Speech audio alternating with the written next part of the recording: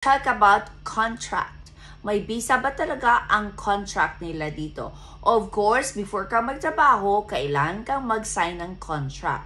Now, what are you going to do if the school fire you out without finishing your contract?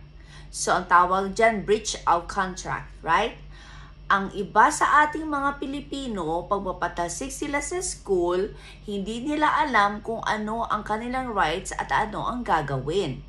Luha ang mag-goodbye sa school. So, ano ba dapat ang gawin ng mga teachers? For example, nakasign ka ng 1-year contract kasi usually dito 1-year contract. Tapos bigla ka na lang pinaalis sa school mo. Tatanungin mo sila kung ano ba talaga kasalanan ko, ba't pinaalis niyo ako, ba't pinalitan niyo ako.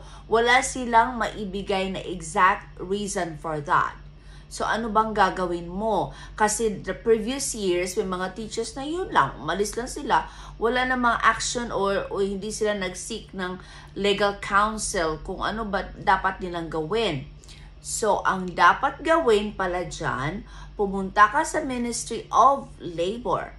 Tapos, ipakita mo yung contract mo na nakasign ka ng good for 1 year.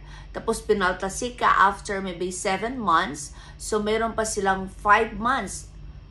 Diba? So, kung mapatunayan ng Ministry of Labor na nag-breach sila ng contract mo, babayaran ka with the remaining months mo.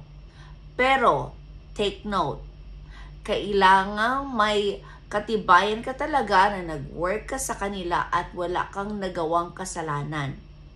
Kasi, for example, napatalsik ka dahil may nagawa kang mali, may ground sila na bakit pinatalsik ka nila, iba namang kaso yun. O, diba?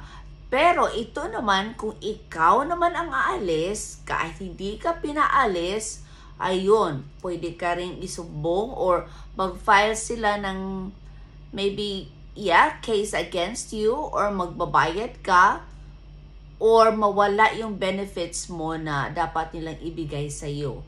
Yun ang mangyayari. So hopefully, hindi natin gawin yan kasi makakasira yan ng ating reputation. No? Kung mag-apply tayo sa ibang school, yun, mahirap na kasi may tapos sila ay may mga connections din.